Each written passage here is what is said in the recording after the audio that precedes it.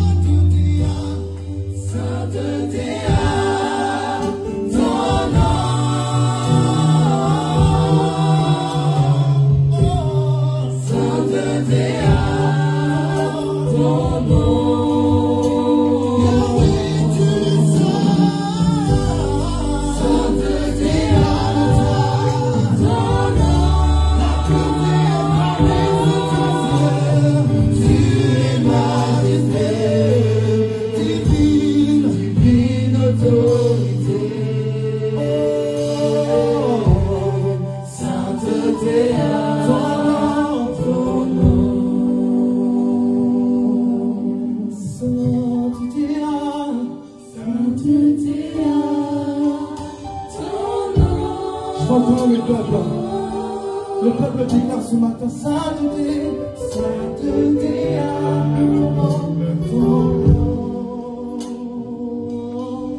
Sainteté. Nous allons nous mettre debout. Sainteté à ton nom.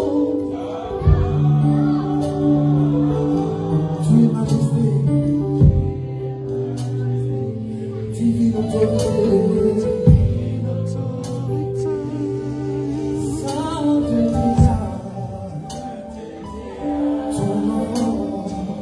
Je vais le dire encore une fois, plus fort.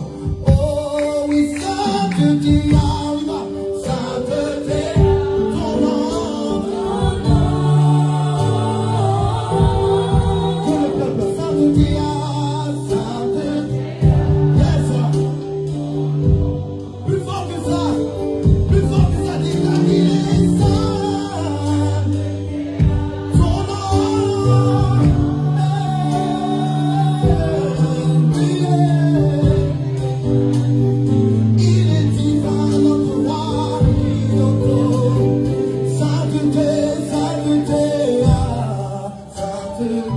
Encore une fois, Alléluia. Ton adorateur déclare ce matin qu'il est saint. Sainteté, sainteté. On y va. C'est ton soupir ce matin. Sainteté, ton nom, ton nom. Oh, sainteté, ton nom.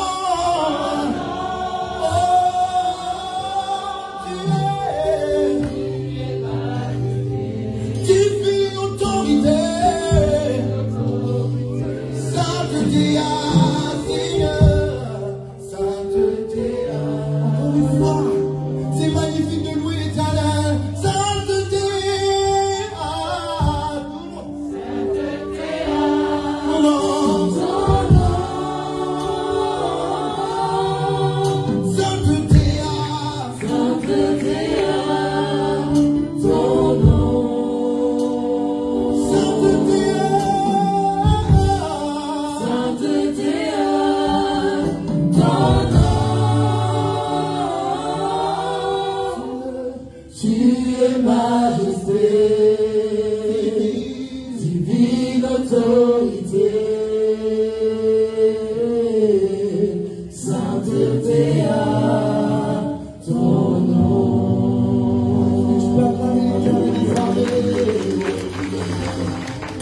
Gloire et louange soit rendue à Dieu, notre Seigneur, notre Sauveur, qui est au-dessus de toutes choses. Ce matin, vous pouvez vous asseoir dans la présence de Dieu. Dieu. Nous allons partager ensemble quelque chose de fort, un message puissant que le Seigneur m'a mis à cœur et qui va nous faire du bien. J'aimerais qu'on puisse élever la voix et recommander ce moment des mains du Seigneur, demander qu'il prenne le contrôle de cette prédication et que chacun de nous soit touché par ce qui va suivre. Donc, élevons la voix ensemble et prions le Seigneur. Seigneur, nous voulons ensemble partager un moment de qualité avec toi. Nous ne voulons pas, Seigneur, sortir ici comme nous sommes venus, mais que cette transformation se fasse en profondeur et que nous soyons vraiment touchés par cette parole. Ce matin, nous ne venons pas comme d'habitude, mais nous venons disposer les cœurs ouverts à écouter ce que tu as à nous dire. Ce n'est pas un homme qui veut nous parler ce matin, mais c'est toi qui vas nous parler. Seigneur, nous te recommandons toutes choses. Ce qui a été déjà programmé comme nourriture, Seigneur, soit béni par toi. Et que, Seigneur Tout-Puissant, cela nous fasse du bien. Au nom puissant de Jésus-Christ. Amen. Amen. Soyez bénis dans le nom de Jésus. Aujourd'hui, nous voulons parler d'un thème qui fâche souvent, d'un thème qui dérange, d'un thème que dans certaines assemblées même on n'aborde même pas. Il s'agit de ma dîme et mes offrandes. Ma dîme et mes offrandes. Alléluia. Est-ce que tu es avec moi? Et ma dîme et mes offrandes occupent une place importante dans la vie d'un enfant de Dieu. Parce que la dîme et les offrandes n'est pas seulement une action physique, c'est aussi une action spirituelle. Amen. Vous pouvez vous asseoir, groupe musical. Si tu peux me faire un instrumental, à jamais tu seras. Amen. Et donc, ce matin, je vais essayer avec quelques éléments d'ouvrir un peu votre esprit sur ces points-là, afin que vous puissiez rentrer dans une autre dimension. Alléluia. J'aimerais qu'on puisse prendre dans le livre de Genèse, chapitre 4, à partir du verset 1. Le premier passage que nous allons lire, c'est dans Genèse, chapitre 4, à partir du verset 1. Et le premier point que nous allons voir, c'est ma dîme, mes offrandes, elle doit être agréée par Dieu. Ma dîme, mes offrandes, elle doit être agréée par Dieu. Et nous prenons dans le livre de Genèse, chapitre 4, à partir du verset 1. Si on a tous trouvé, si on peut claquer des doigts. Je fais la lecture de la parole. Adam connut Ève, sa femme. Elle conçut et enfanta Caïn, et elle dit: j'ai acquis un homme de par l'Éternel. Elle enfanta encore son frère Abel. Abel fut berger et Caïn fut laboureur. Au bout de quelque temps, Caïn fit à l'Éternel une offrande des fruits de la terre. Et Abel de son côté en fit une des premiers-nés de son troupeau et de leur graisse. L'Éternel porta un regard favorable sur Abel et sur son offrande. Mais il ne porta pas un regard favorable sur Caïn et sur son offrande.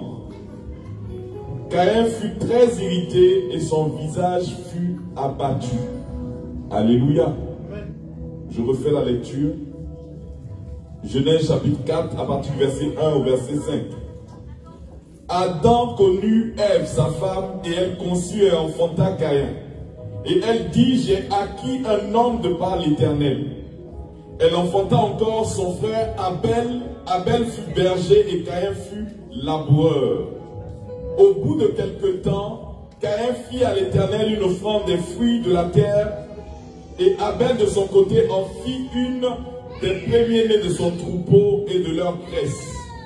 L'Éternel porta un regard favorable sur Abel et sur son offrande, mais il ne porta pas un regard favorable sur Caïn et sur son offrande. Caïn fut très irrité et son visage fut abattu. Amen. Ce matin, je vais te parler de ce sujet et j'ai pris ce passage qui nous parle de deux frères, Abel et Caïn. La Bible nous dit que Adam et Ève ont eu des enfants. Adam a engendré Caïn, il a engendré Abel. Et son épouse Ève a enfanté Caïn et elle a enfanté Abel. Alléluia. Donc c'est des enfants qui sont nés de la même manière. C'est des enfants qui ont évolué. Et la Bible nous dit que Abel est devenu un berger et Caïn est devenu un laboureur. Donc les deux ont trouvé aussi un emploi, une activité. Ils n'étaient pas feignants et ils travaillaient. Alléluia. Et la Bible nous dit qu'au bout d'un certain temps, c'est-à-dire que le temps est passé, ils ont travaillé, au moment où les fruits de leur activité ont commencé à donner, la Bible nous dit que les deux sont venus et ont chacun fait des offrandes à Dieu. Alléluia. Et la Bible nous dit que lorsque Abel de son côté Caïn fit une offrande des fruits, Abel a fait une offrande des premiers-nés de son troupeau, l'Éternel porta un regard favorable sur Abel, sur son offrande, mais il ne porta pas un regard favorable sur Caïn, sur son offrande. Amen. Deux enfants, nés de parents, des mêmes parents, évoluant dans la même famille, ayant une activité, vont travailler et à la fin vont amener le fruit de leur travail. Mais Dieu porte le regard sur un et Dieu ne porte pas le regard sur l'autre. Il y a eu plusieurs explications, il y a eu plusieurs choses qui ont été dites. Mais j'aimerais qu'on puisse parler d'un point important. La Bible nous dit que Adam et Ève ont brisé un lien avec Dieu. Adam et Ève se sont séparés de Dieu. Et il fallait que, à un moment donné, quand les enfants sont grands, ils puissent se réconcilier avec Dieu. Et l'action qu'ils ont voulu poser, c'était une offrande à Dieu. L'action qu'ils ont voulu pour se remettre avec Dieu, c'était une offrande. Et cette offrande-là a été posée. Mais malgré qu'ils font l'offrande, il y a un qui a l'agrément et il y a l'autre qui ne l'a pas. Mon point, comme j'ai dit, c'est m'a dit, mes offrandes, elles doivent être agréées par Dieu. Et pour vous expliquer ce qui se passe ici, parce que je peux donner toutes les explications humaines, mais nous avons besoin d'avoir une explication divine. Allons lire dans le livre de Marc, chapitre 12, du verset 41 au verset 44. Marc, chapitre 12, du verset 41 au verset 44. Comment vas-tu faire une offrande qui va être agréée par Dieu ou une offrande qui ne va pas être agréée par Dieu? Car il faut que tu saches une chose. Dieu n'agrée pas forcément toutes les offrandes. Je répète. Comment vas-tu faire une offrande que Dieu va agréer? Car il faut que tu saches une chose. Dieu n'agrée pas toutes les offrandes.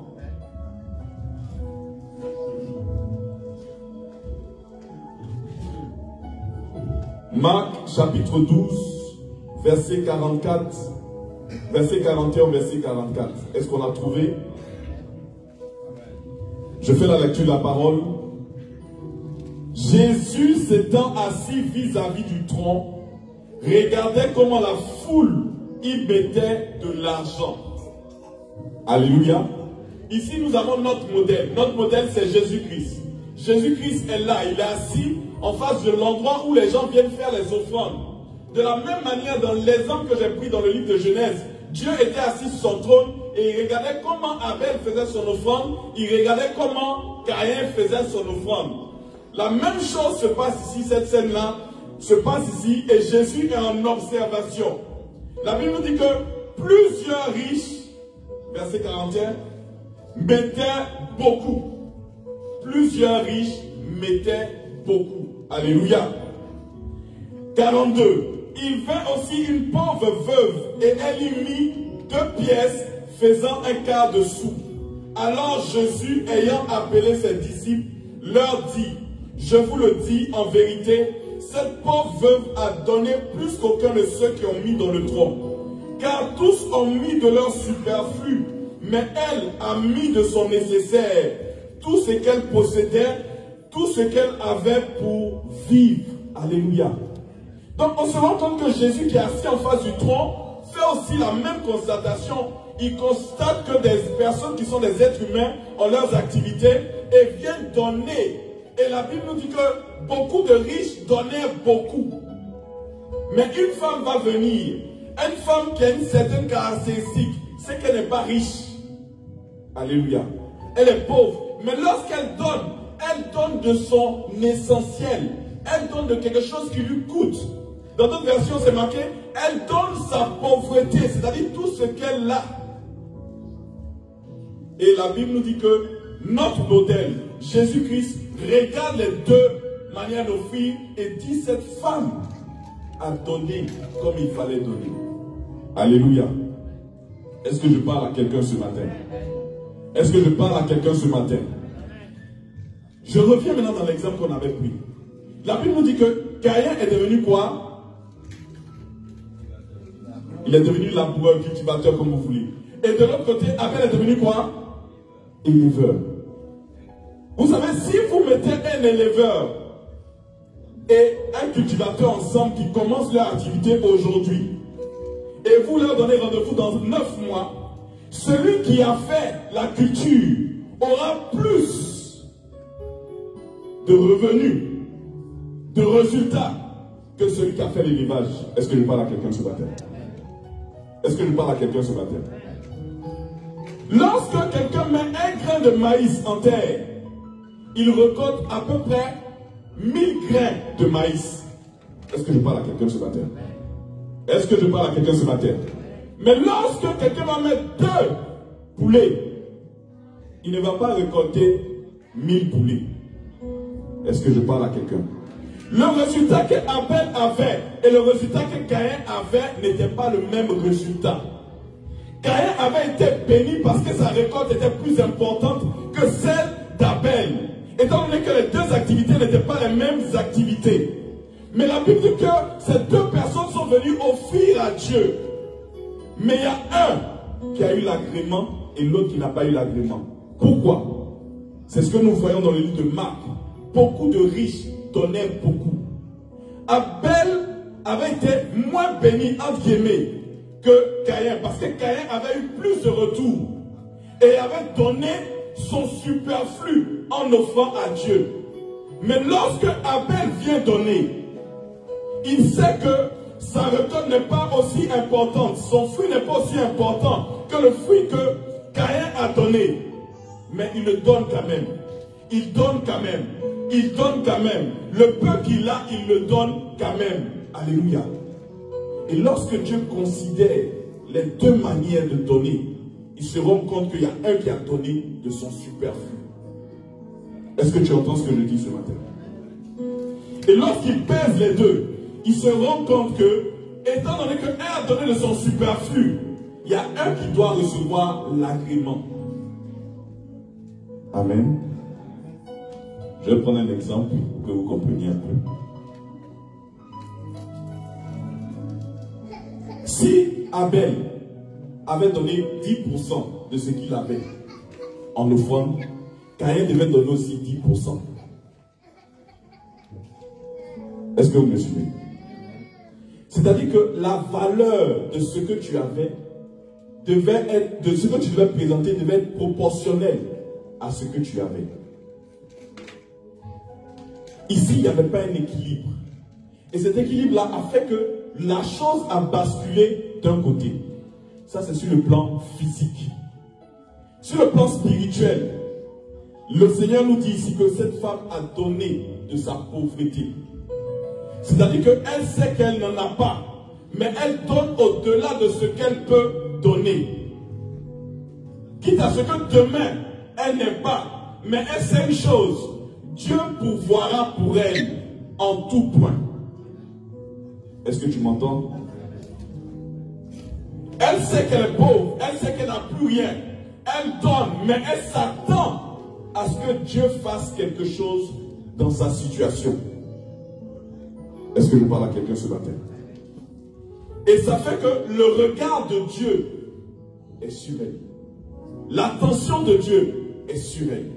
Lorsque tu donnes des choses inutiles, Dieu n'a pas l'attention sur toi. Dieu n'a pas le regard sur toi. Parce qu'il sait que ce n'est pas de ton essentiel. Ce n'est pas quelque chose qui te coûte. Ce n'est pas quelque chose qui te fait mal. Alléluia.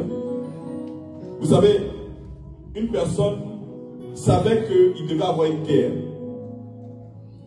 Et tant que son fils n'était pas engagé dans la bataille, cela ne lui posait pas de problème. Parce que les personnes qui allaient mourir, c'était les enfants des autres. Mais lorsqu'il a appris que son fils était engagé dans la bataille, il a décidé de faire arrêter la guerre. Je ne sais pas si vous entendez ce que je veux dire. Parce qu'il savait que si son fils mourait, la chose allait être dramatique. C'était quelque chose qui lui tenait à cœur. C'était quelque chose qui lui faisait mal. C'était quelque chose qui allait lui porter préjudice. Il y a des richesses que tu as, que tu peux donner facilement. Parce que ça ne te coûte pas. Alléluia. Si on te dit donne 1 euro, tu le donnes facilement. Parce que ça ne te fait pas mal. Si on te dit donne 10 euros, tu le donnes facilement. Parce que ça ne te fait pas mal. Si on dit donne 100 euros, tu commences à réfléchir un peu. Mais tu donnes quand même parce que ça ne te fait pas trop mal. Mais à partir de certains montants, tu te rends compte que les ressources que tu as sont inférieures au montant qu'on te demande. Tu commences à dire, peut-être que je ne dois pas donner ça. Alléluia. La Bible dit qu'un homme avait commencé à faire une marche avec le Seigneur. Et dans sa marche avec le Seigneur, il avait demandé à Dieu, Seigneur, bénis-moi financièrement. Et l'homme de Dieu lui avait dit, paye ta dîme, paye tes offrandes correctement, et tu verras que Dieu te bénira. Alléluia. Et cet homme a commencé à faire ce qu'on lui demandait. Il a commencé à payer ses offrandes, à payer sa dîme. Il avait une activité où par mois il versait que 50 euros de dîme parce qu'il touchait que 500 euros. Et Dieu a vu cela et Dieu a commencé à le bénir. Il est passé de 500 euros à 500 euros à 1000 euros. Et donc il a commencé à donner 100 euros. Et à un moment donné, il est passé de 1000 euros de ressources par mois à 2000 euros. Il a commencé à donner 200 euros. Et il est passé à 5000 euros. Et il a appelé le pasteur et lui a dit, ah, pasteur, la dîme là commence à être un peu trop. Est-ce qu'on ne peut pas faire autrement? Parce que 200 euros encore c'est acceptable. Mais 500 euros, ce n'est pas trop ça. Alors l'homme de Dieu lui a dit, il n'y a aucun souci. On va faire quelque chose. On va prier le Seigneur. Comme il t'a permis de pouvoir payer 500 euros et que ça te pose un problème, on va prier pour qu'il te ramène à 2000 euros. Comme ça, tu n'auras pas de problème pour payer ta dîme. Est-ce que vous comprenez ce que je suis en train de vous dire? Est-ce que tu entends ce que je suis en train de te dire? Si ça te pose un problème, on va prier pour qu'on redescende. Et l'homme s'est rendu compte de son erreur. La dîme que tu vas payer, l'offrande que tu vas payer, va permettre aussi qu'il y ait quelque chose qui se passe pour toi. Mais ici, il faut que tu comprennes une chose. Ta dîme et ton offrande doivent être agréées par Dieu. Est-ce que tu m'entends? Lorsque nous lisons la Bible nous parle d'un homme qui était malade. Un général de l'armée syrienne qui était malade, qui s'appelait le général Naaman. Et alors que le général Naaman était malade, lépreux, il ne se sentait pas bien. La seule chose qui allait se passer, c'est que le statut qu'il avait de général, on allait l'enlever là-dedans parce que tu ne peux pas être général et en même temps lépreux. Il allait perdre tous ses avantages, tout son pouvoir, toute sa puissance. La Bible nous dit que on lui parle d'un homme de Dieu qui peut le guérir. Et Naaman, qu'est-ce qu'il fait? Il prépare tout ce qu'il faut pour y aller. Mais avant de partir, il est sceptique. Avant de partir, il parle de la mauvaise manière. Avant de partir, il n'a pas la bonne disposition. Mais il prépare les fonds nécessaires et il s'en va. Parce qu'il sait que, en allant consulter, en allant voir la personne, en allant pour que sa guérison se fasse, il faut qu'il donne une offrande. Est-ce que tu m'entends? Et il y a eu tellement de problèmes. Parce qu'ils vont attaquer même le roi d'Israël. C'est-à-dire qu'ils ne vont pas l'attaquer en faisant la guerre avec lui, mais par des mots, par des menaces. Ils vont dire au roi d'Israël, si Naaman arrive et que vous ne le guérissez pas, vous allez avoir des problèmes avec lui.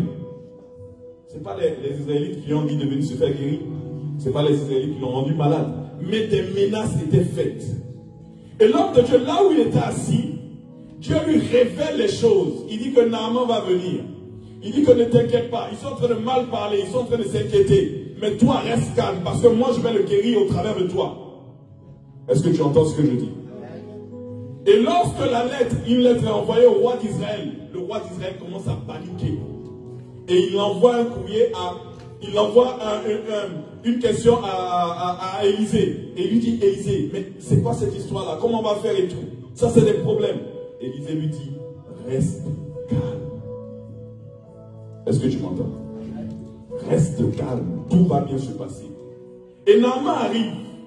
Et Naaman, ce jour-là, lorsqu'il arrive, il veut voir l'homme de Dieu. L'homme de Dieu lui dit, je ne sortirai pas. Mais toi, va te laver dans le Jourdain, 7 fois. Et nous tous, nous connaissons l'histoire. Il s'est un peu fâché, il a dit tout ce qu'il voulait. Et on lui a dit, non, mais lève-toi, vas-y quand même. Alléluia.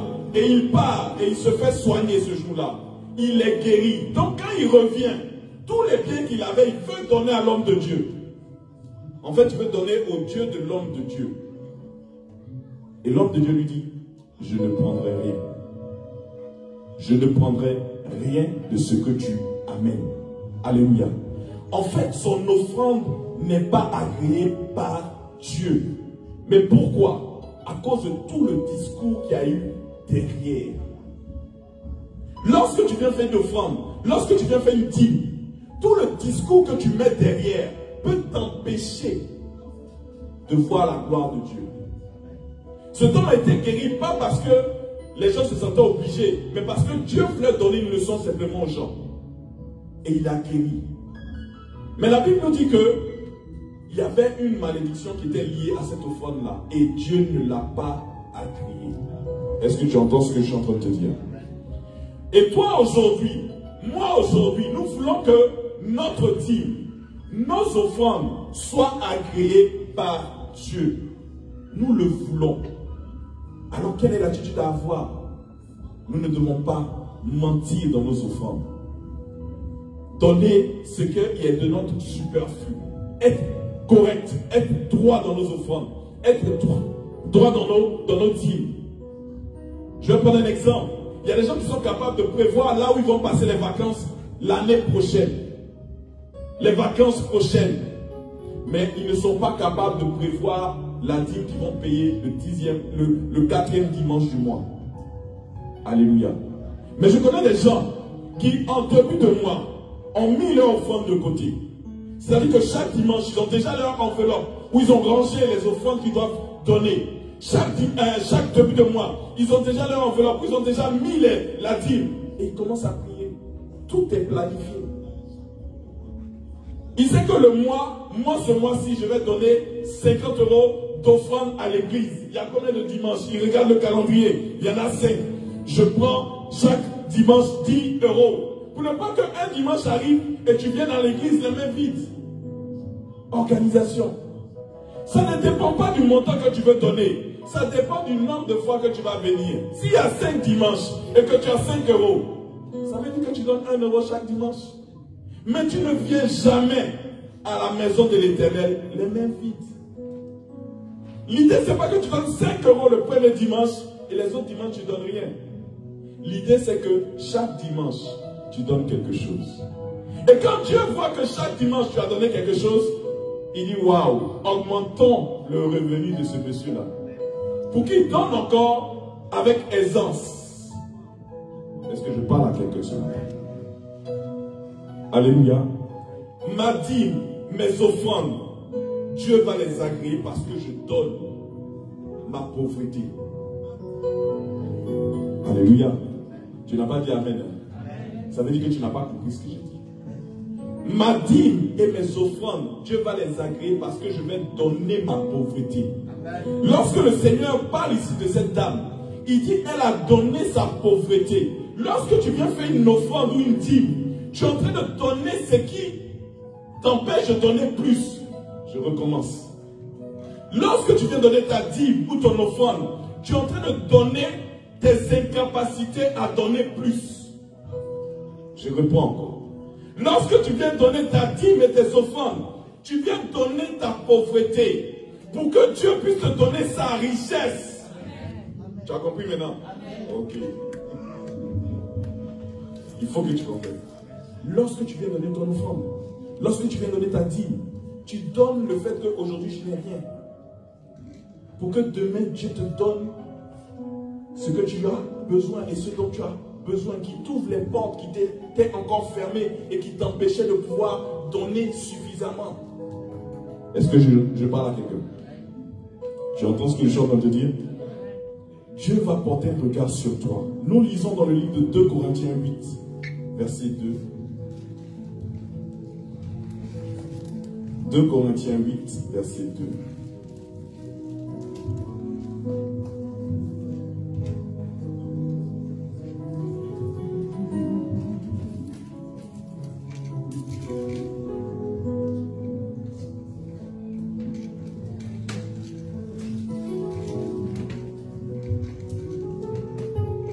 Est-ce qu'on a trouvé? Je vais lire même à partir du verset 1 jusqu'au verset 3 ou verset 4 en fonction de comment je sentirai la chose. La Bible nous dit, nous vous faisons connaître, frères. On parle de nous. Paul nous écrit à nous aujourd'hui. Nous vous faisons connaître, frères, la grâce de Dieu qui s'est manifestée dans les églises de Macédoine. Waouh!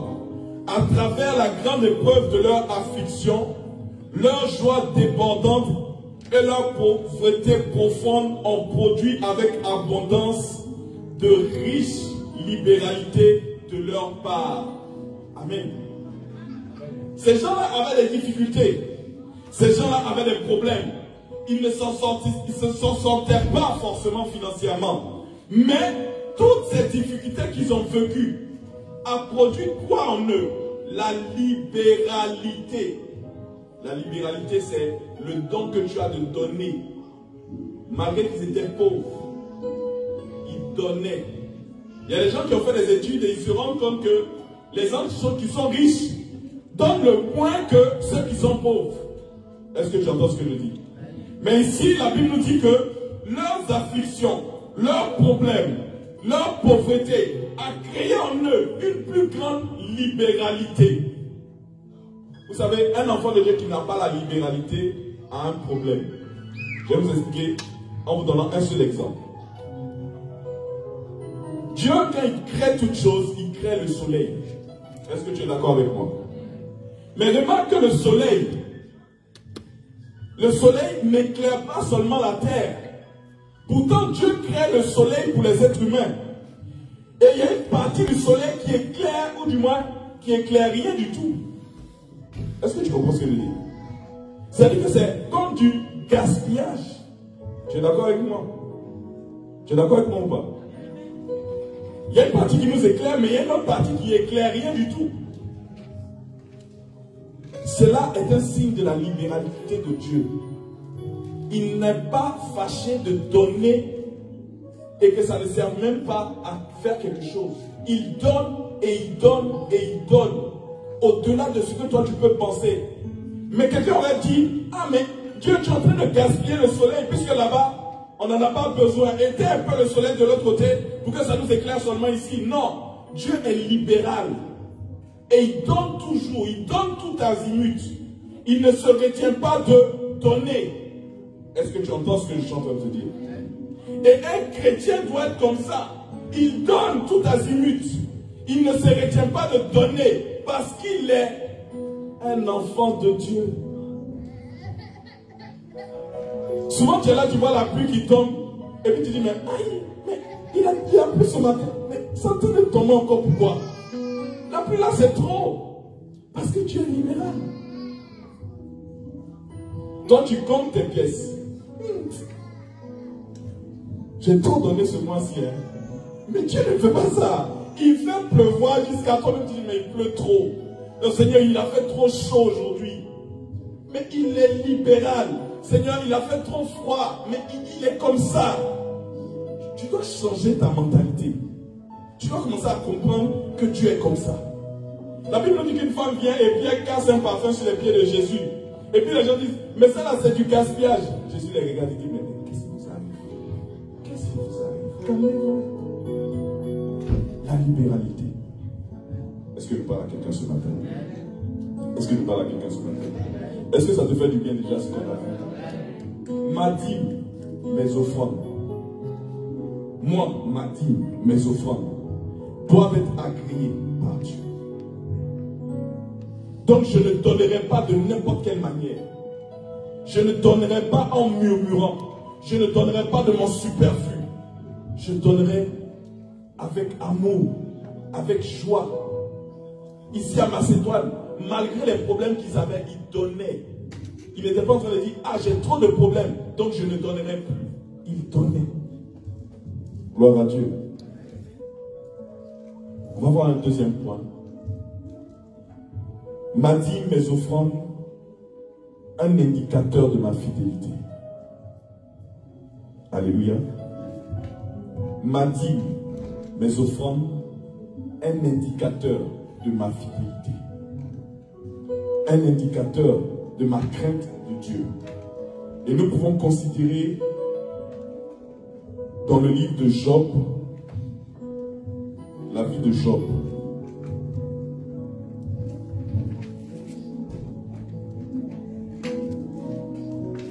Nous allons prendre le livre de Job. Job chapitre 29. Job chapitre 29. Du verset 1. À partir du verset 1. Job chapitre 29. Ma dîme, indicateur de ma fidélité. Ma dîme, mes offrandes, indicateur de ma crainte de Dieu. Je lis la parole de Dieu sur la trouvée. Job prit de nouveau la parole et sous forme sentencieuse et dit: oh, que je ne puis être comme au mois du passé, comme au jour où Dieu me gardait, quand sa lampe brillait sur ma tête et que sa lumière me guidait dans les ténèbres. Que ne suis-je comme au jour de ma vigueur, où Dieu veillait en ami sur ma tente, quand le Tout-Puissant était avec moi et que mes enfants m'entouraient, quand mes pieds se baignaient dans la crème et que le rocher répandait sur moi les ruisseaux d'huile. Si je sortais pour aller à la porte de la ville et si je me faisais préparer un siège dans la place, les jeunes gens se retiraient à mon approche. Les vieillards se levaient et se tenaient debout. Les princes arrêtaient leur discours et mettaient la main sur leur bouche. La voix des chefs se taisait et les langues s'attachaient à leur palais. L'oreille qui m'entendait me disait heureux. L'œil qui me voyait me rendait témoignage.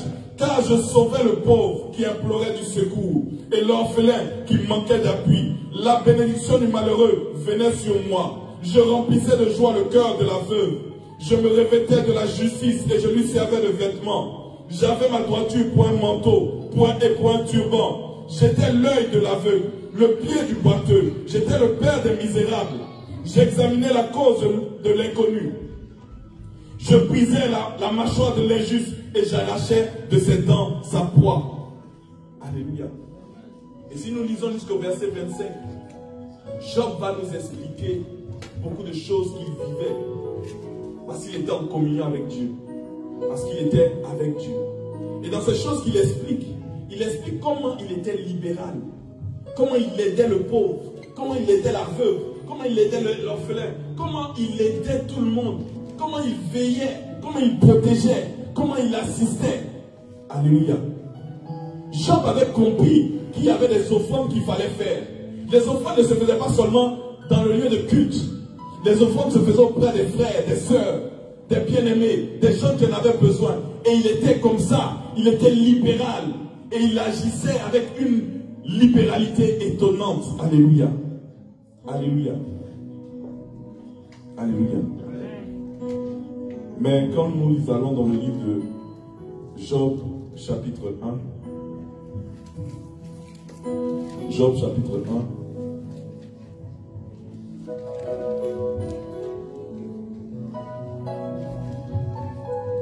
Job chapitre 1, à partir du verset 9 et le verset 10, nous voyons quelque chose. Dieu parle avec notre ennemi. avec Satan. Alléluia. Job 1, verset 9 à 10. Job 1, verset 9 à 10. Et Satan répondit à l'Éternel, est-ce d'une manière désintéressée que Job craint Dieu? Verset 10. Ne l'as-tu pas protégé, lui, sa maison et tout ce qui est à lui? Tu as béni l'œuvre de ses mains et ses troupeaux couvrent le pays. Waouh! Satan vient donner l'origine des biens de Job. Quelle est l'origine de tes biens à toi? Le diable, Satan, lui, connaît quelle est l'origine de tes biens. Mais est-ce que toi-même tu connais l'origine de tes biens? Parce que si tu connais l'origine de tes biens, tu ne peux pas être infidèle dans tes dîmes et tes offrandes. Satan, lui, il connaît. Et il dit à Dieu, mais c'est parce que tu l'as protégé. C'est parce que tu fais ceci. C'est parce que tu donnes ce qu'il faut à Jean qu'il est en train de te craindre. Est-ce que tu entends ce que je suis en train de te dire ce matin? Mais lorsqu'on a lu tout à l'heure dans le chapitre 29, la Bible nous dit que l'argent, les biens de Job servent à aider. Il offre, il soutient, il garde, il garantit, il protège, il défend. Avec quoi? Avec les biens que Dieu lui a donnés. Est-ce que tu entends ce que je suis en train de dire? Il est libéral. Il sait que s'il est béni, c'est pour bénir les autres. La Bible nous parle d'Abraham. La Bible dit que Dieu dit à Abraham, tu seras béni et tu deviendras toi-même une source de bénédiction. Job comprend qu'il est béni et qu'il est une source de bénédiction. Ce matin, est-ce que tu as compris que tu es béni par Dieu, qui est l'origine de tes biens et qui veut que tu sois une source de bénédiction pour les autres? Mes offrandes, ma dîme, mes offrandes, un indicateur de ma fidélité, un indicateur de ma crainte de Dieu. La Bible dit que lorsque tu donnes à l'orphelin, lorsque tu donnes au pauvre, tu prêtes à Dieu. Est-ce que je parle à quelqu'un ce matin? Lorsque tu donnes au pauvre, lorsque tu donnes à l'orphelin, à la veuve, tu es en train de prêter à Dieu. Je ne sais pas si tu peux comprendre ce que je suis en train de te dire. Imagine que le président de ce pays vient chez moi et puis je lui prête de l'argent. Est-ce que tu entends ce que je suis en train de dire? Ça veut dire que si par exemple je veux qu'à partir de demain, nous tous on se porte, on s'habille d'une certaine couleur, je peux l'appeler puis lui dire, président, tu sais, j'aimerais que demain on puisse s'habiller d'une certaine manière. Il va me dire, mais pourquoi? Mais tu sais que je t'ai prêté de l'argent, donc tu m'es redevable. Il va dire, oui, c'est vrai, c'est vrai. Bon, ok, faisons ça. Est-ce que tu entends ce que je suis en train de dire? Et Dieu dit que lorsque tu soutiens l'orphelin, lorsque tu soutiens la veuve, tu es en train de lui prêter de l'argent. Ça veut dire que tu as la possibilité de dire, ah Seigneur, là vraiment ça commence à être compliqué. Hein? Est-ce que tu ne peux pas desserrer un peu les difficultés que je suis en train de voir et je suis en train de vivre? Et Dieu dit, ok, desserrons. Est-ce que tu entends ce que je suis en train de dire? Et ici, Satan donne l'origine des revenus de Job. Est-ce que tu comprends? Est-ce que tu arrives à saisir? Et c'est fort parce que si Satan sait quelle est l'origine de tes biens, qu'est-ce qu'il va chercher à faire? Il va s'opposer à ce que tu rendes gloire à celui qui te donne ces biens-là. Je répète. Satan sait qu'il te donne les biens, mais il ne veut pas que tu puisses donner gloire à celui qui te donne ces biens-là. C'est pour cela que quand le mois commence, tu ne vois pas où tu vas trouver l'argent pour payer ta dîme. Tu ne vois pas où tu vas trouver l'argent pour payer tes offrandes. Parce que Satan s'élève pour t'empêcher de pouvoir être en règle avec Dieu. Alléluia. Lorsqu'on étudie la vie de Job, on se rend compte d'une chose qui est formidable, qu'on n'avait peut-être pas vue. Souvent les gens disent que vous exagérez, chaque fois c'est Satan, chaque fois c'est le diable, chaque fois c'est ceci, chaque fois c'est cela. Et je veux dans ce message, je vais prendre une parenthèse pour vous montrer certaines choses. On va lire dans le livre de Job, Job 1, verset 13. Job 1, verset 13. Est-ce que tu as trouvé? Tu as trouvé?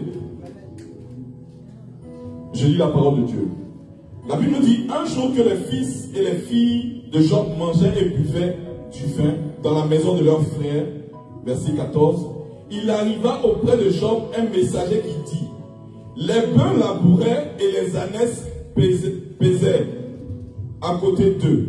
Verset 15, des Sabéens se sont jetés dessus, les ont enlevés et ont passé les serviteurs au fil de l'épée, et je me suis échappé moi seul pour t'en apporter la nouvelle.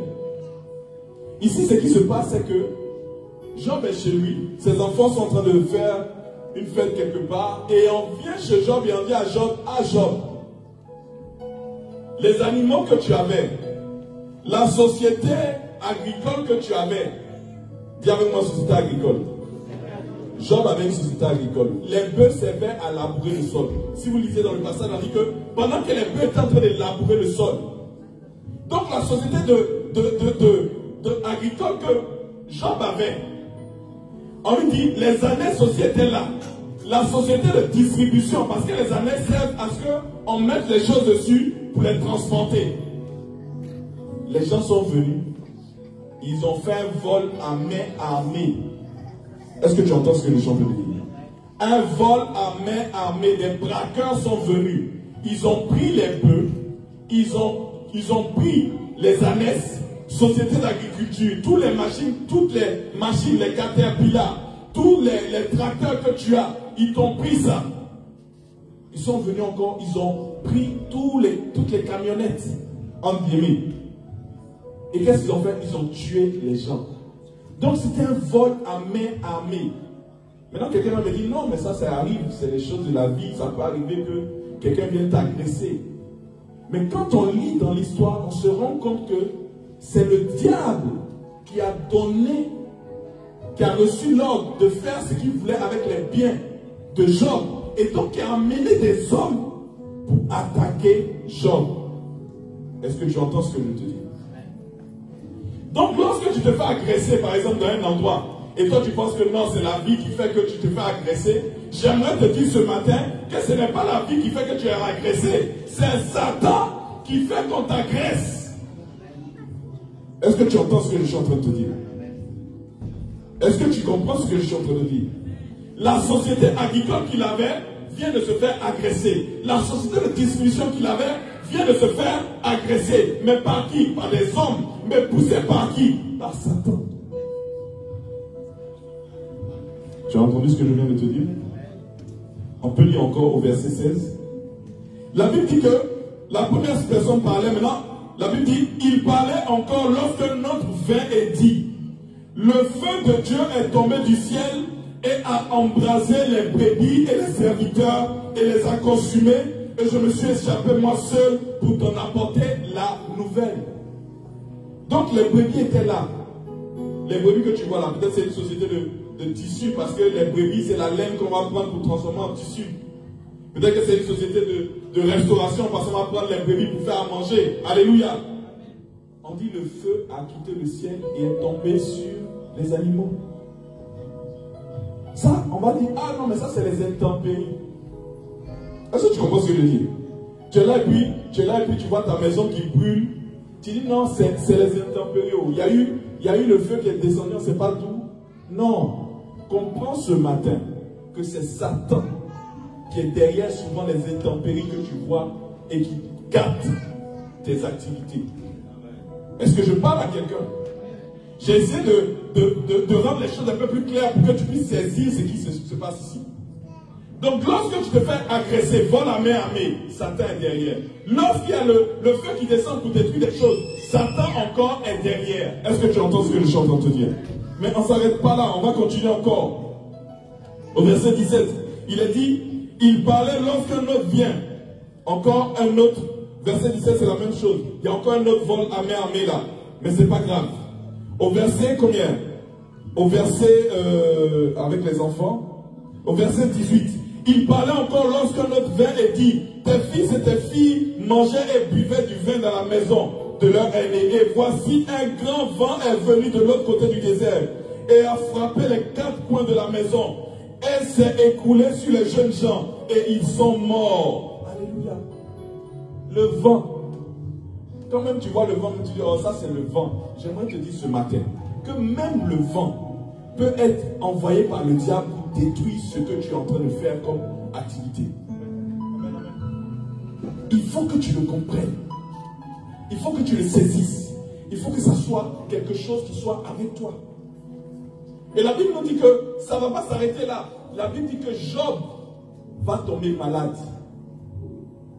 Mais la maladie que Job a, ce n'est pas une maladie comme les gens disent non. Non, ça c'est une maladie. C'est arrivé comme ça. Non.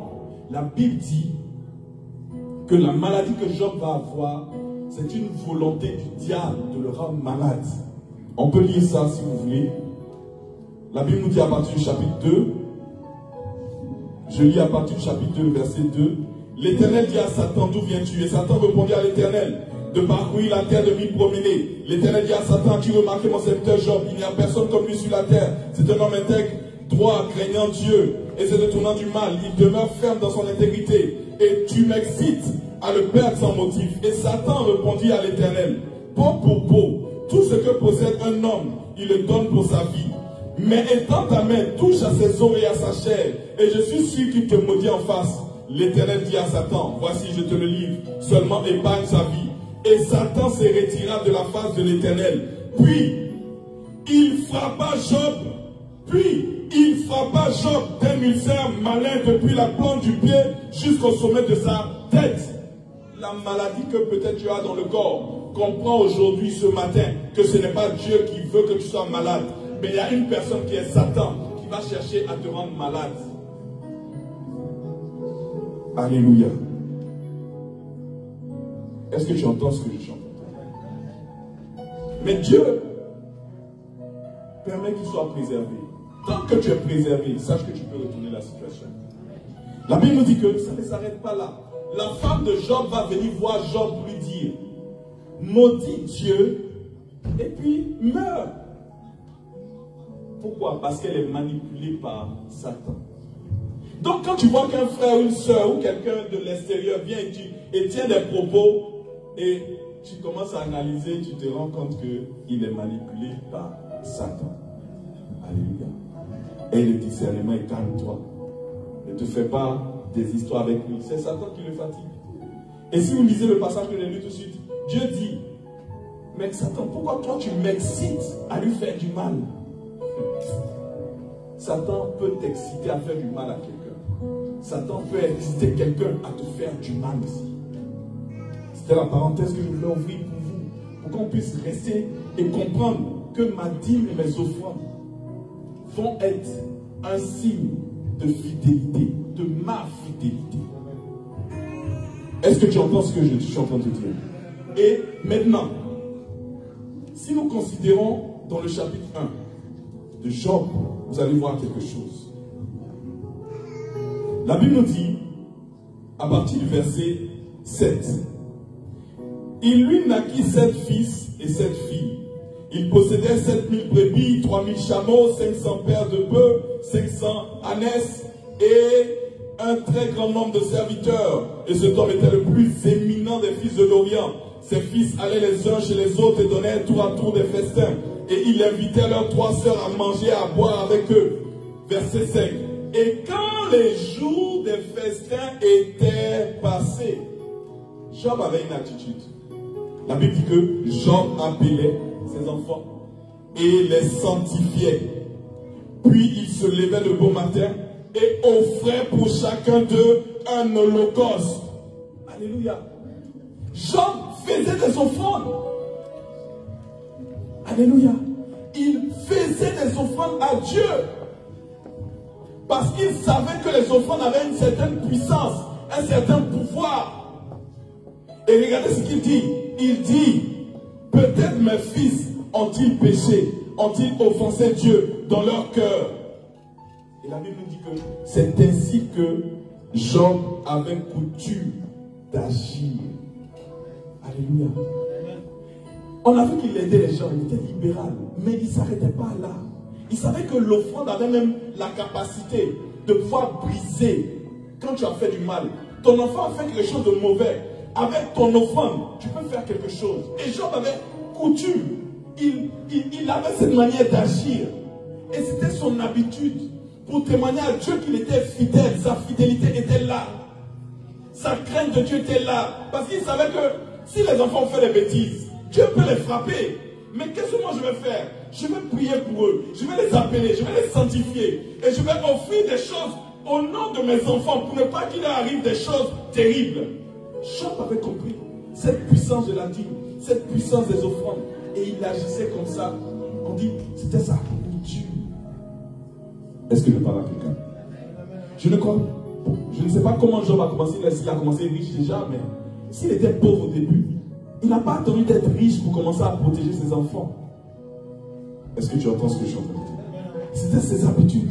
C'était sa manière de fonctionner. C'était comme ça qu'il agissait. Mais il agissait comme ça dans ses offrandes.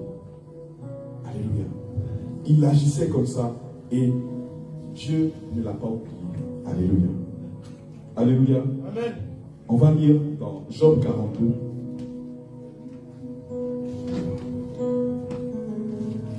Job 42. Job 42. Quelque chose qui est fort.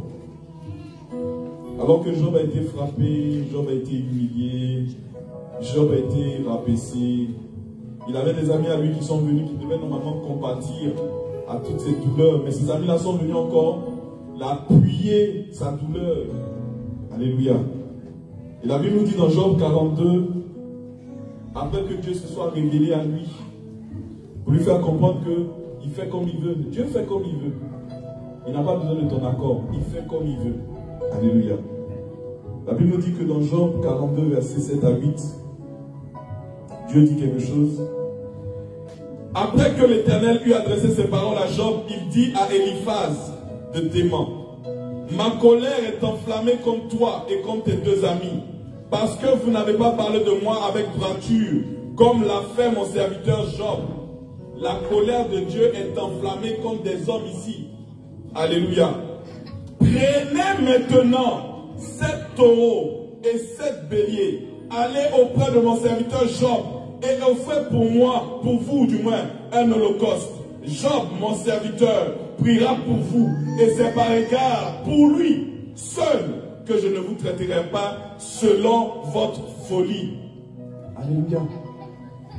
Je vais lire pour qu'on puisse bien entendre.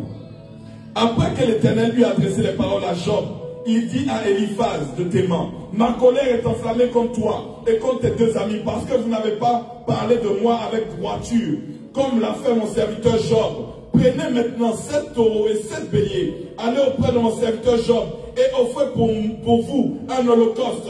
Et c'est par égard pour lui seul que je ne vous traiterai pas selon votre folie. Amen. Il arrive des fois où tu vas mal te comporter.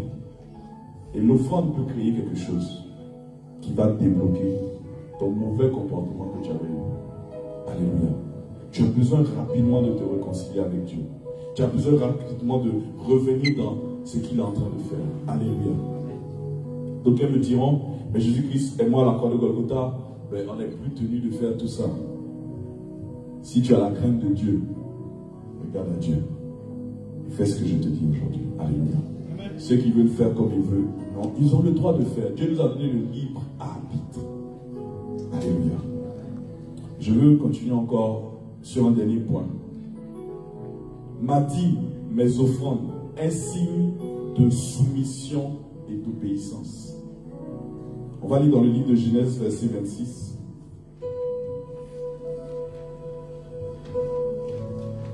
Un jour, un homme était sur un bateau et il était en train de partir vers une nouvelle patrie, alors qu'il avait décidé de quitter l'ancien lieu où il habitait, c'était en Europe, et il partait vers le nouveau continent, comme on le disait à l'époque, c'était les États-Unis. Et cet homme-là voulait commencer une nouvelle vie, commencer une nouvelle existence, et pendant qu'il était sur le chemin pour aller dans ce pays, Sur le bateau, il va rencontrer quelqu'un, un vieux monsieur, qui va commencer à discuter avec lui.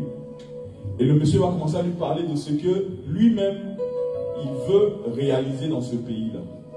Et le monsieur va lui expliquer, ah tu sais, moi je veux faire du savon, moi je veux faire, oui, la pâte dentifrice, du savon et tout.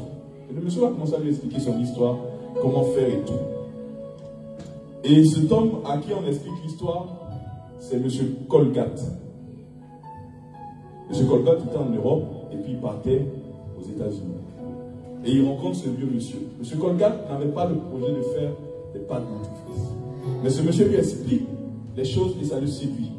Mais ce monsieur va lui donner un conseil qui est au-delà du processus de Colgat. Le monsieur va lui dire, quand tu vas arriver aux États-Unis, trouve une église. Deuxième point, paye ta dîme et tes offrandes. Voilà le secret que je te donne. Le secret n'est pas seulement le produit Colgat. Le secret, c'est que tu trouves une église et que tu payes ta dîme. Monsieur Colgat va sortir du bateau et il va faire ça. Il va trouver une église, une assemblée, et il va commencer à faire ses affaires et il va payer ses dîmes. Et aujourd'hui où je vous parle, pratiquement dans chaque maison, nous avons un tube de Colgat. Même si on n'a pas le tube de Colgat, on a un produit dérivé qui vient de Colgat. Ça a été un secret pour que ce monsieur puisse faire fortune et soit connu dans le monde entier. Trouve une église, paye ta dîme. Alléluia. Quand il était sur le bateau, il n'avait rien. Mais aujourd'hui, si vous cherchez, l'entreprise Colgat est au-dessus de beaucoup d'entreprises. Amen, amen, amen, amen. Revenons à la Bible. Genèse chapitre 26, verset 1 au verset 5. La Bible nous dit que il y eut une famine dans le pays.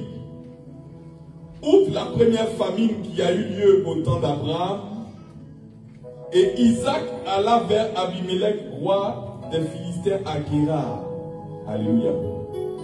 Le contexte ici, c'est qu'il y a eu déjà une famine au temps d'Abraham. Abraham, c'est qui? C'est le père d'Isaac.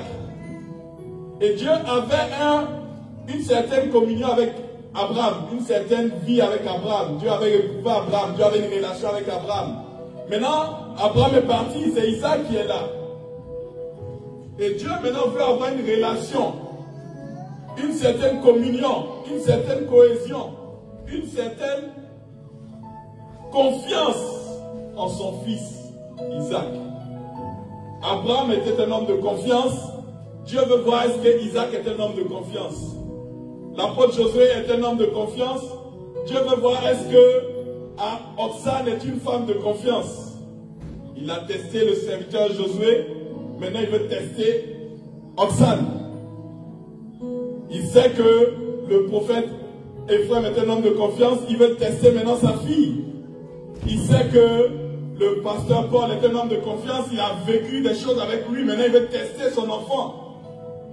Il sait que le prophète Archange est un homme de confiance. Maintenant, il veut tester qui? Son fils, Ange Daniel. Alléluia. Il avait fait une famine dans son temps pour le tester auparavant, Abraham. Maintenant, il fait une famine aujourd'hui pour tester maintenant Isaac. Est-ce que tu comprends ce que je suis en train de te dire? Là, je te mets dans le contexte de ce qui se passe. La Bible nous dit au verset 2, l'Éternel lui apparut et dit, ne descends pas en Égypte, demeure dans le pays que je te dirai.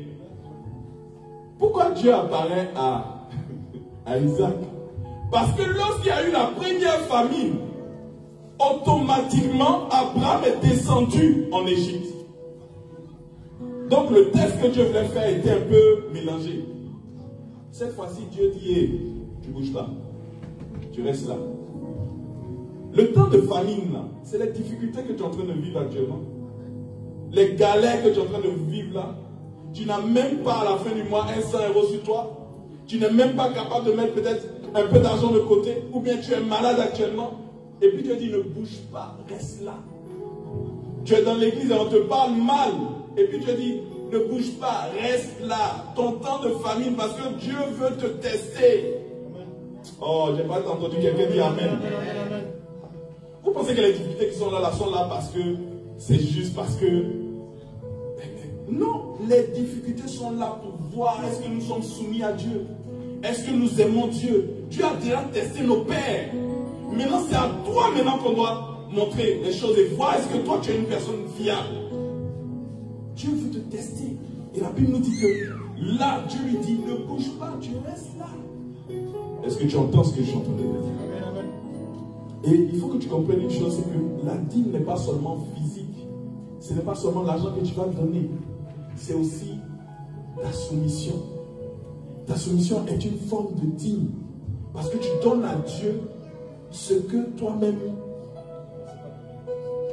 C'est quelque chose ce que tu ne veux même pas. C'est-à-dire qu'on te dit, c'est la famille. On te dit, tu es à l'église et il y a des problèmes. Tout le monde parle mal de toi. La seule solution à faire, c'est fuir l'église. Et puis Dieu dit, ne bouge pas. Tu dis, mais Seigneur, il dit, ne bouge pas. Et tu restes là. Là, on tape sur ta tête tous les jours. Mais tu es là, c'est ta dîme aussi. Est-ce que je parle à quelqu'un sur la tête? Les difficultés que tu vis, c'est ta dîme que tu dois prouver là. Et la Bible nous dit ne descends pas en Égypte, demeure dans le pays que je te dirai. Séjourne dans ce pays, je serai avec toi et je te bénirai, car je donnerai toutes ces contrées à toi et à ta postérité. Et je tiendrai le serment que j'ai fait à Abraham, ton père. Je multiplierai ta postérité comme les étoiles du ciel. Je donnerai à ta postérité toutes ces contrées et toutes ces nations de la terre seront bénies en ta postérité. Parce qu'Abraham a obéi à ma voix et qu'il a observé mes ordres, mes commandements, mes statuts et mes lois. Alléluia. Lorsque Jésus se retrouve à quelques heures de son sacrifice à la croix de Golgotha, Jésus va dans le jardin de Gethsémani et commence à prier. Parce qu'il ne veut pas que cette situation-là se passe. Et Dieu lui dit une chose. Il lui dit ici, ne descends pas en Égypte. Reste là. En d'autres termes, fais ma volonté. Ne te détourne pas. Accepte de subir ce sacrifice. C'était la dîme de Jésus-Christ. Il devait faire la volonté de Dieu, s'offrir lui-même. Et une forme de dîme va être l'offrande que tu vas faire de toi-même à Dieu, dans ton service, dans ta vie avec les autres, dans tes épreuves. Tu sais qu'il y a une solution à côté, mais Dieu te dit, bouge pas. Tu sais qu'en passant un coup de fil, tu peux avoir la solution. Dieu te dit, ne passe pas le coup de fil. Tu sais qu'il y a une facilité, un raccourci, une manière de pouvoir sauter et puis atteindre en même temps l'objectif. Et Dieu te dit, non, prends le chemin long, prends la porte étroite, va comme ça, doucement, jusqu'à ce que tu atteignes l'objectif. Alléluia. Et c'est ce que Dieu attend de toi. Et la Bible nous dit que ici, Dieu lui parle comme ça. Et Dieu lui fait cette promesse. Maintenant, Dieu ne s'arrête pas là.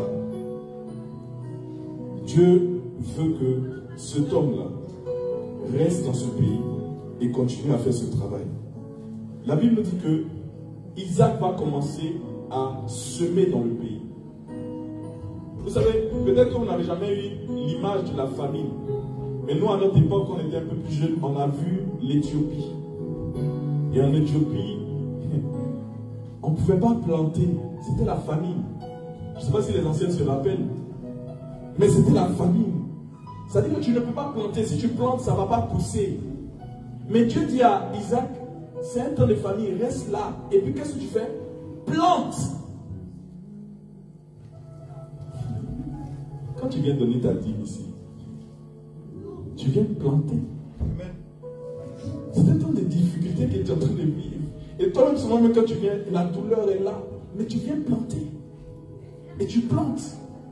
Et tu plantes. Et tu plantes. Et tu plantes. Mais ce que tu plantes, c'est ta soumission. C'est ton obéissance à Dieu.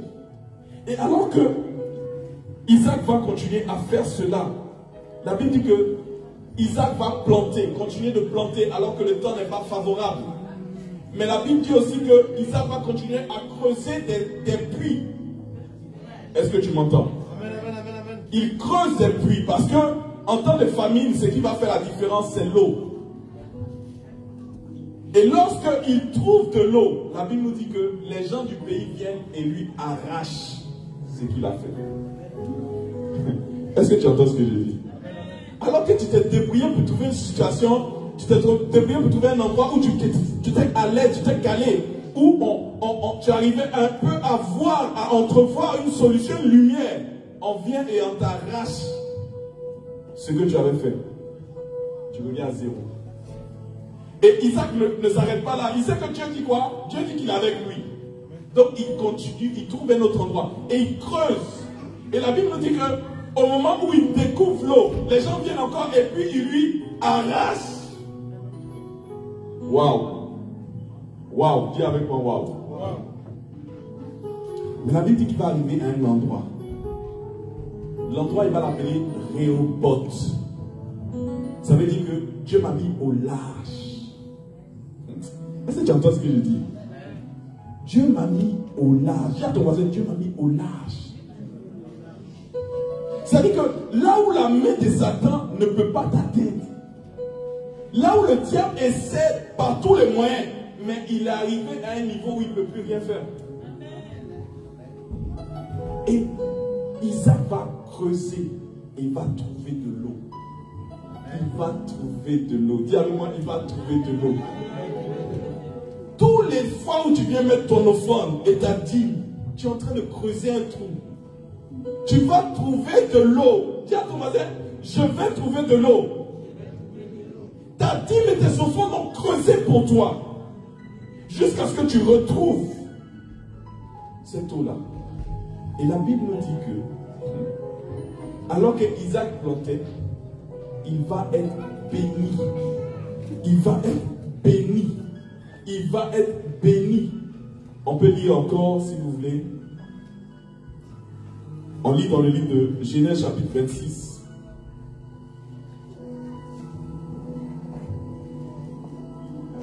Amen.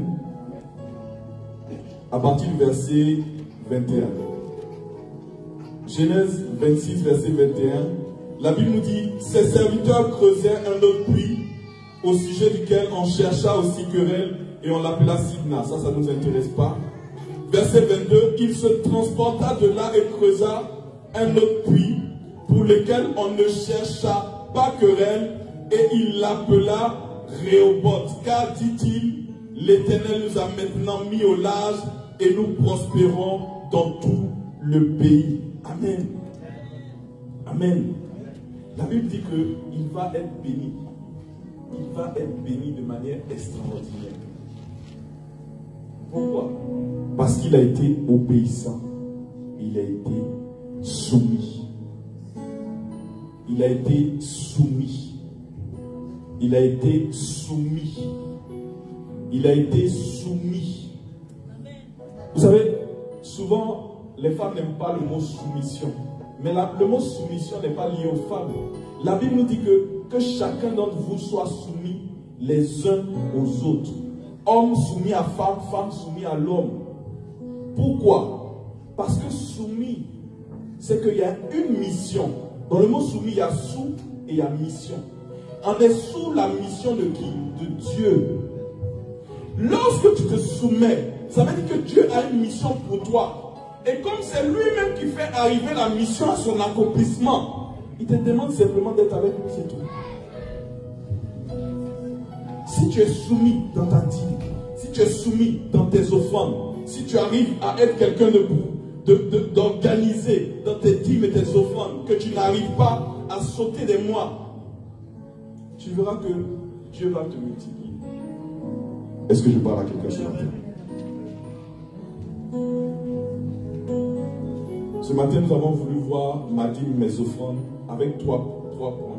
Le premier point était ma dîme et mes offrandes. Elle doit être agréée par Dieu. Le deuxième point, ma dîme et mes offrandes est un indicateur de ma fidélité. C'est un indicateur de ma crainte de Dieu. Ma dîme et mes offrandes est un signe de soumission et d'obéissance. Alléluia. Et j'ai un dernier point à vous dire avant de terminer et de passer à la Sainte Seine. La Bible nous dit que ce jour-là, Jésus est devant 5000 personnes. Et alors qu'il est devant 5000 personnes, il y a un problème de nourriture. Amen, amen, amen. Est-ce que tu entends ce que je suis en train de te dire?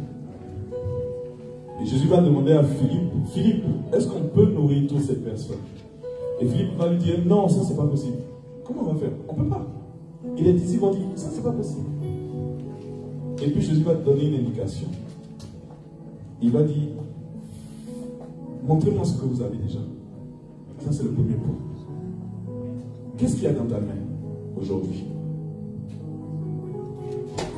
Et qu'est-ce qu'il va dire ensuite? Il dit, emmenez-moi ça. Maintenant, il ne s'arrête pas là. Il va dire, faites asseoir les gens de manière ordonnée. Vous savez, c'est les étapes de la multiplication que je viens de citer. Pour que Dieu te multiplie, il va falloir que tu lui donnes ce que tu as dans la main. Tu lui amènes ça.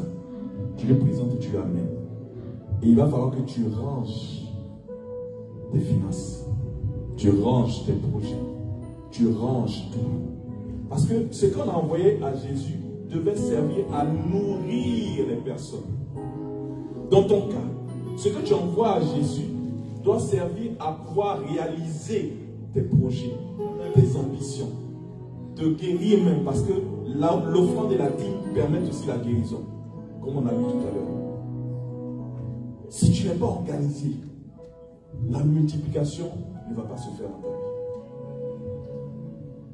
Si jusqu'à aujourd'hui, peut-être tu n'as pas eu cette multiplication, peut-être c'était juste un problème d'organisation. Parce que Dieu veut te bénir. Il a décidé qu'il veut te bénir. Mais il te demande juste d'être organisé, juste d'être soumis, juste d'être fidèle, juste d'être craintif. Ne fais pas n'importe quoi. Fais toujours pour être en ordre avec lui. Alléluia. Et la Bible dit que alors que tout était organisé, Jésus n'a pas fait grand-chose. La Bible dit qu'il a pris le repas. Il a rendu grâce à Dieu. Et il s'est multiplié. Si tu fais ce qu'on vient de te dire et que tu rends grâce à Dieu, ça va se multiplier. Ça va se multiplier. Ça va se multiplier. Je veux que tu dises avec moi, je sais que ça va se multiplier. Amen. Je vais prier et ensuite on va faire la Sainte Seine. Éternel mon Dieu, mon roi, nous voulons te dire merci de nous avoir ouvert l'esprit sur quelques indications concernant la dîme et les offrandes. Nous savons qu'aujourd'hui, beaucoup de gens ne veulent pas qu'on parle de la dîme. Beaucoup de gens disent qu'il ne faut pas payer la dîme, qu'il ne faut pas faire ceci, qu'il ne faut pas faire d'offrande, qu'il ne faut pas faire cela. Et nous comprenons une chose, c'est que Satan est derrière beaucoup de choses qui sont dites. Satan est derrière beaucoup de choses. Nous voulons payer nos dîmes. Nous voulons payer nos offrandes. Alors, Seigneur Tout-Puissant, souviens-toi de nous à tout instant et permets que nous ayons un esprit de soumission, un esprit d'obéissance, un esprit de crainte de l'Éternel, un esprit bien disposé, afin que tout ce que nous amenons à ta maison puisse être agréé par toi. Car nous savons qu'une offrande qui n'est pas agréée est une offrande qui n'est pas une bonne offrande.